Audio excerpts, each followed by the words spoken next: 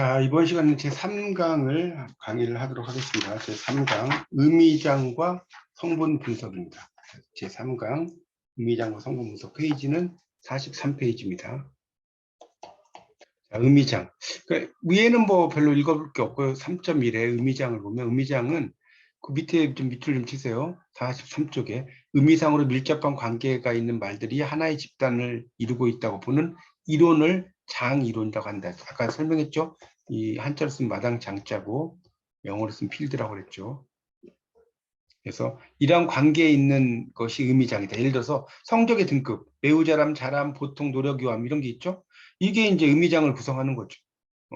그래서 색깔의 하양, 검정, 빨강, 파랑, 노랑 색채의 의미장이죠. 할아버지, 할머니, 아버지 뭐 이런 것들은 신족의 의미장이고 이런 거라는 거죠. 그런 걸 의미하는 거 의미장이에요.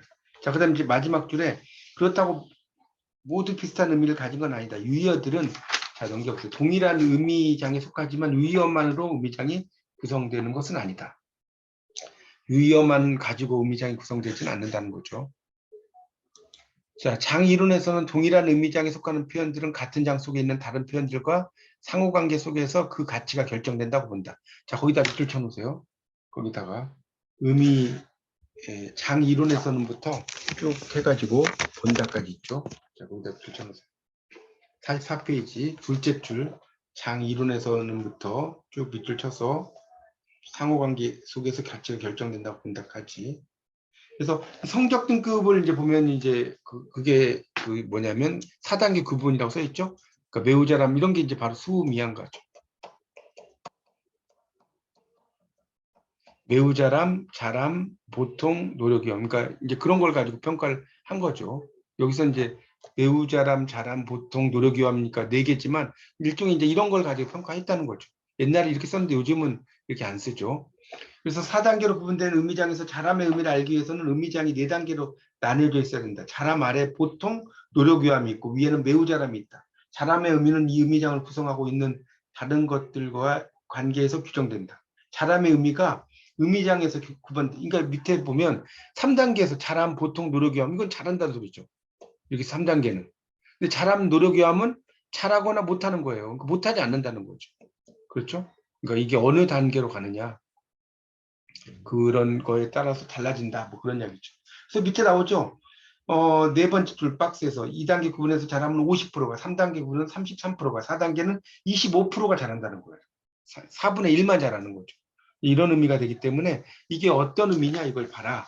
자, 45쪽에도 보면 이제 동물의 날짐승, 길짐승, 인간 이렇게 나왔죠. 인간은 사회적 동물이니까 인간도 동물이죠.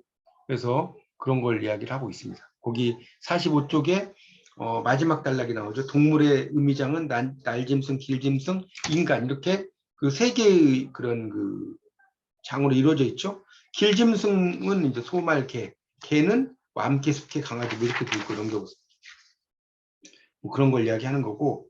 자, 그다음 46페이지입니다. 그러니까 길짐승의 의미장은 소, 말, 개의 상위 장인 동시에 날짐승, 인간 등과 함께 동물의 부분장이다. 그렇죠? 길짐승은 당연히 상위 개념이라는 거죠. 소말개, 소말개가 길짐승이니까. 이해가죠?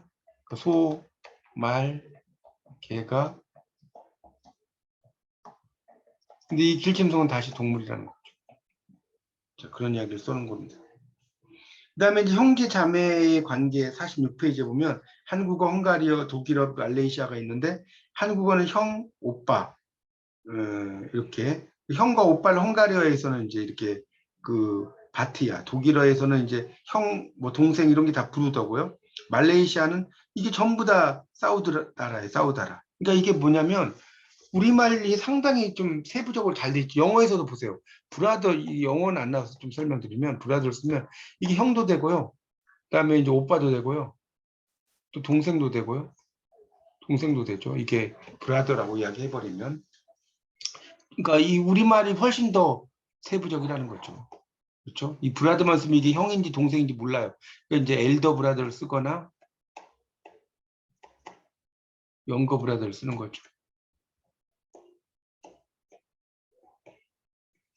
이해하시면 됩니다.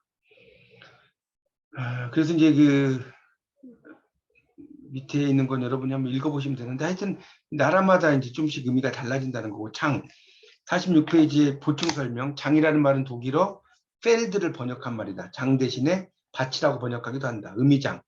예.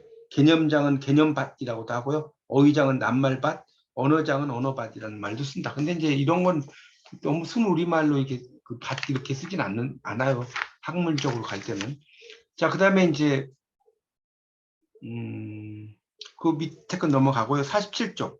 자, 물리학에서 의미장 이론의 전개인데 입센이죠. 입센. 그 장이라는 용어를 처음 사용한 사람이. 그래서 그 세 번째 줄에 이제 밑줄 치십시오. 장 이론의 창시자로 간주된 사람이 독일어 학자 트리어다. 트리어가 나옵니다. 여기 이제 어떤 사람이 이제 이야기했는지만 여기는 알면 됩니다. 48쪽. 48쪽으로 넘기면 특히 이제 거기 48쪽에서는 이 48쪽에서는 이제 세 번째 줄 바이스 게르버는부터 관심이 있었다까지 줄 주시고요. 영어, 프랑스어, 독일어 등 언어마다 다른 모국어 세계상을 밝히는 방법을 연구하는데 관심이 있었다. 그거 알면 되고요. 그런 것들을 이제 밝혔다는 겁니다. 모국어의 세계상. 그래서 이제 뭐 음성기고와 외부 세계의 사물이 만나는 정신적 중간 세계를 가정한다. 그래서 외부 세계에 존재하는 사물이 정신적 작용을 통해서 의식된 존재로 변형되는 장소. 밤하늘의 별. 그러니까 이렇게만 하면 이해가 안 가니까 예를 보세요. 별들은 외부의 사물이죠. 밖에 있는 거. 특정한 인간 집단이 이들을 바라보면서 정신적인 작용을 통해서 별자리를 만들었어요. 별자리. 그래서 별은 의식된 존재. 그래서 이제 뭐 카시오피아 뭐 이렇게 막 붙이잖아요. 북극성이 어떻고 뭐가 어떻고 막 이름 붙이고 여기에 관련된 신화도 만들고 뭐 이러지 않습니까? 인간들에 의해서 이제 만들어진 거라는 거죠. 그래서 정신적 중간 세계는 언어마다 다르다. 밤하늘 보면서 그리스는 오리온 자리를 만들었어요. 우리는 북두칠성을 만들었어요. 이게 다르다는 거예요. 정신적 중간 세계는 같은 모국어를 사용하는 언어 공동체에 의해 구축된다고 본다. 나오고 있고요. 그 밑에 있는 거는 그냥 넘어갈게요. 뭐 그렇게 중요하지 않으니까 넘어가고 의미장의 역사적 변화 49쪽 이렇게 보면 의미장이라는 게 이제 그 역사적인 변화인데 둘째 줄 끝에 트리어는 독일어에서 지성의 의미장이 1200년대 긍정문학 시대와 1300년대 마이스터 에게 타르트 시대에 어떻게 변화했는지를 비교했다.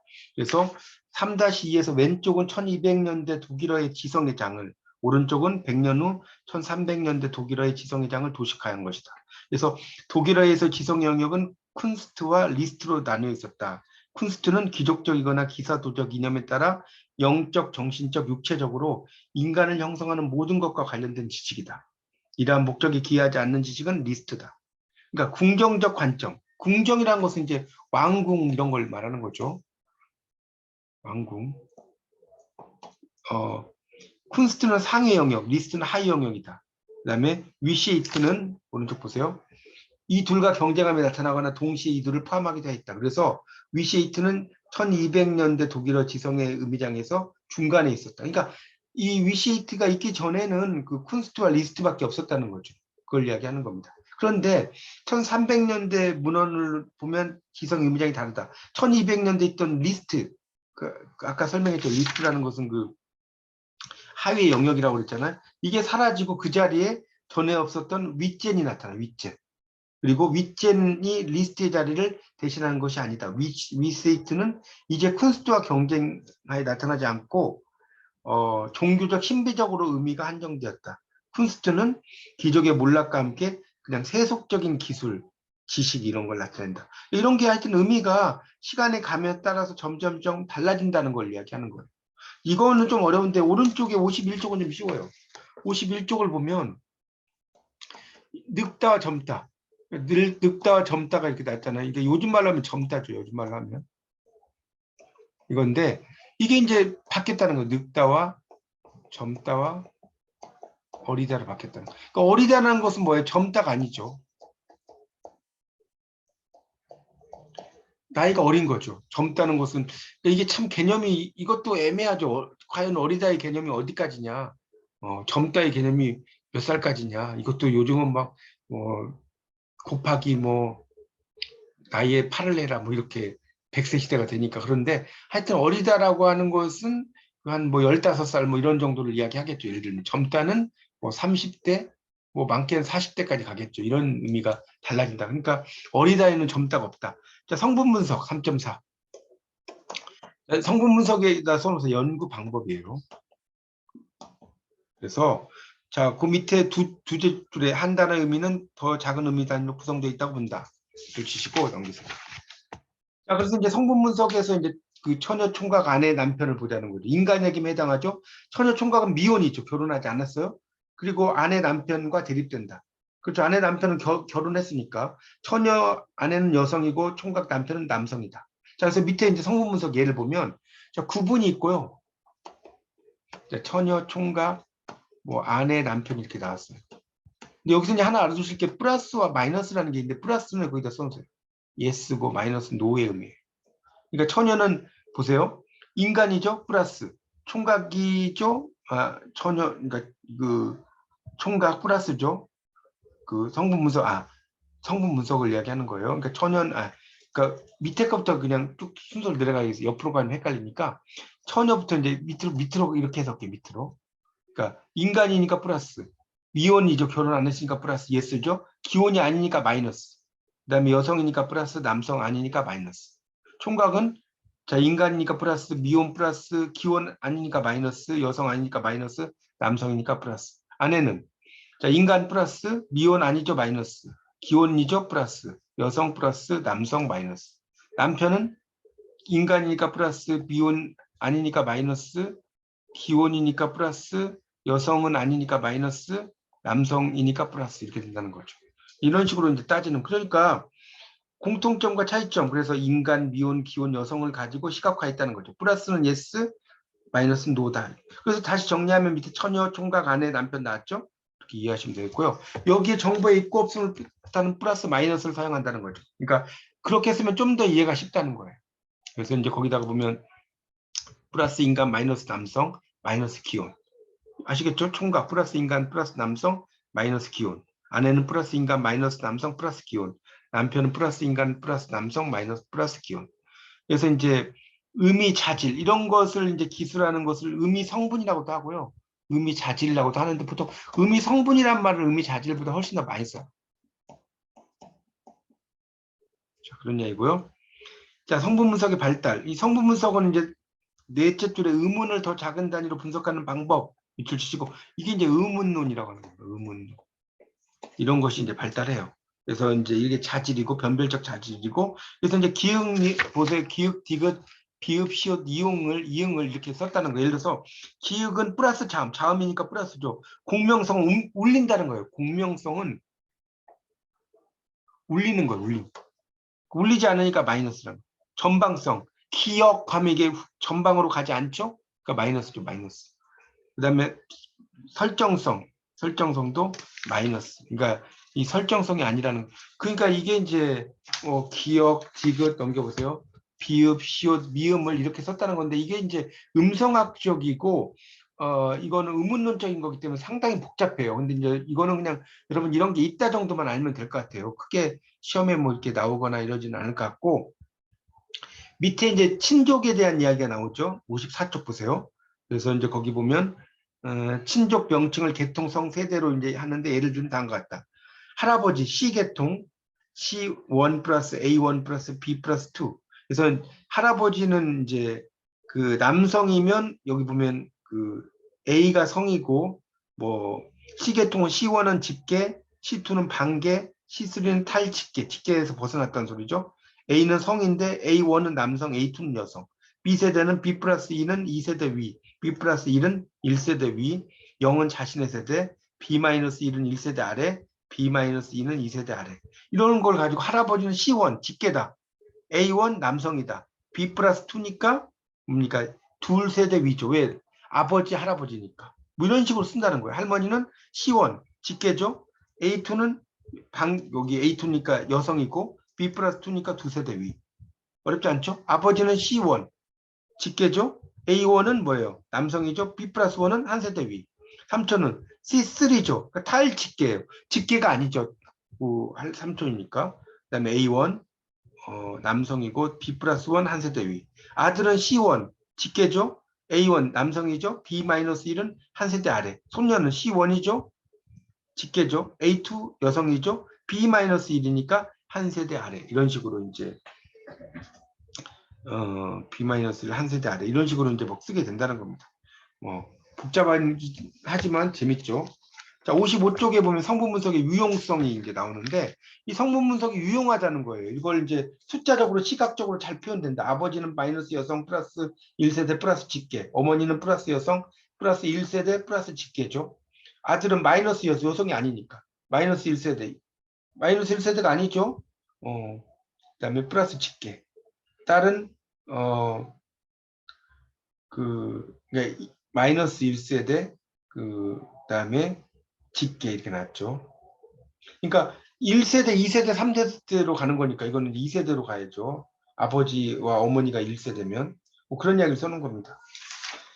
자, 그래서 이제 문장 특성 유용하다 넘기세요. 56쪽.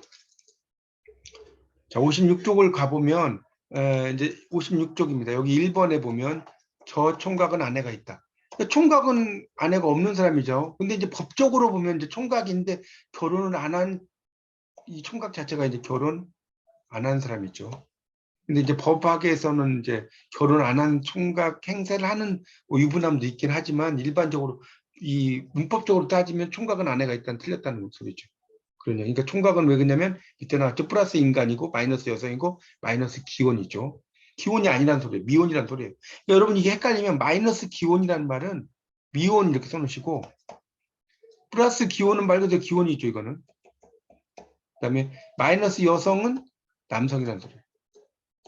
그다음에 마이너스 남성은 여성이라는 소리예요. 자, 성분 분석은 이제 문장 내 선택 제약을 설명할 때 유용하다. 모자를 쓰다. 이건 맞죠. 입다, 신다, 끼다는 안 된다는 거죠.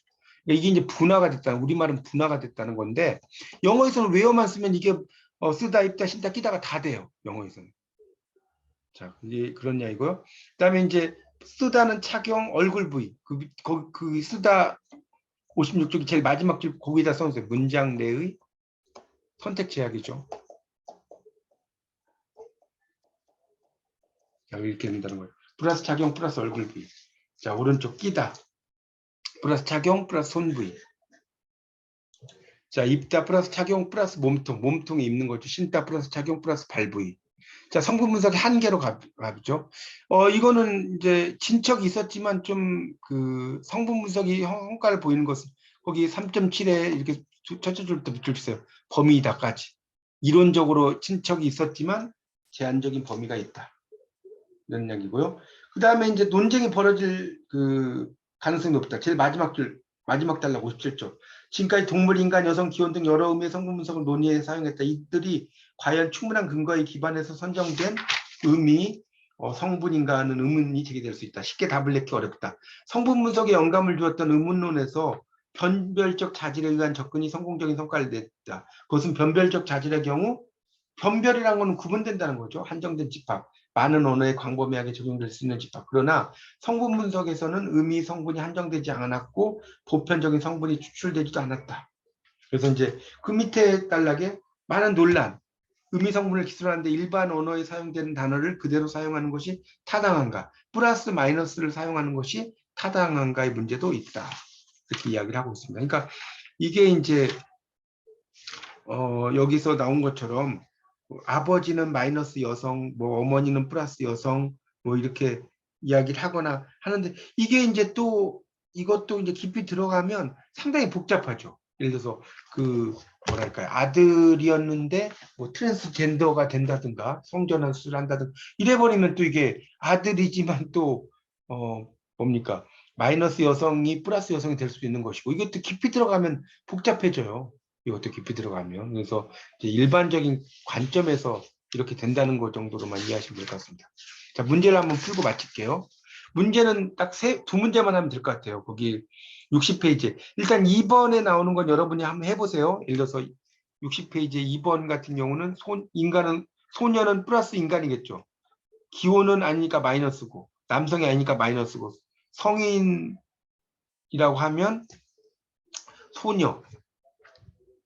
이거는 그 뭡니까 본문 3.4를 참고하라고 나오고 있습니다. 여러분 교재 3.4 여기 지금 그걸 참고하라 했으니까 성인, 소녀니까 성인 아니죠. 마이너스. 이런 식으로 쓰라는 소리겠죠. 소녀는 플러스 인간, 마이너스 기혼, 플러스 남성, 성인 아니가 마이너스. 뭐 이런 식으로 쓰라는 소리예요. 이해가시죠? 처녀는 플러스 인간, 기혼 아니죠? 남성 아니죠? 성인이죠. 총각은 인간이고, 기혼 아니고, 남성이고, 성인이고. 뭐 이런 식으로 쓰라는 거예요. 아시겠죠? 나온 김에 다 하게 되네. 아내는 인간이고 기혼이고 남성이 아니고 성인이고, 남편은 인간이고 기혼이고 남성이고 성인이고, 이런 식으로 쓰는 거죠. 아시겠죠? 자, 1번을 보면 이제 의미장 이론에 대한 설명은 적절하지 않은 건데 2번 보세요. 한 번 만들어진 의미장은 시간이 흘러도 쉽게 변하지 않는다가 아니라고 그랬죠. 이거는 아까 제가 몇 페이지에서 설명을 했냐면 50페이지 펴보세요. 50페이지. 50페이지 펴보세요. 거기에서 이제 쿤스트와 리스트로 나눴는데 이게 시간이 변하면서 위시에이트와 쿤스트와 윗젠으로 바뀌어버렸다고 했잖아요. 나머지는 의미장은 언어마다 다르다. 하나의 표현은 같은 의미장에 속하는 다른 표현과의 관계에서 가치가 결정된다. 언어 전체를 반영하는 의미장으로부터 세분화되어 가면서 작은 의미장이 존재한다. 3번, 성분 분석이 유용성을 볼 수 없는 거예요. 자, 문장 의미 특성을 설명하는데 유용하죠? 선택 제약을 설명할 때 유용해. 단어의 역사적 변화를 설명하는데 유용하다. 자, 오른쪽에 세세를 보세요. 성분 분석은 저 총각은 아내가 있다처럼 모순성 있는 의미의 문장의 의미를 특성을 설명하는데 유용하다. 그리고 왜 모자를 입을까, 모자를 끼다가 아니라 모자를 쓰다라고 해야 하는지 문장 내의 선택 제약을 설명하는데 또 유용하다. 특히 성분 분석은 반의관계, 상하관계와 같은 의미관계를 드러내는데 유용하다. 이렇게 나왔죠. 이게 역사적인 변화를 설명하는데 유용하다는 것은 나와 있지 않습니다. 이 성분 분석의 그런 그 유용성을 보면 이거는 이제 55페이지부터 57페이지라고 일단 써놓으시고요. 페이지 55페이지 55에서 57이라고 써놓으세요.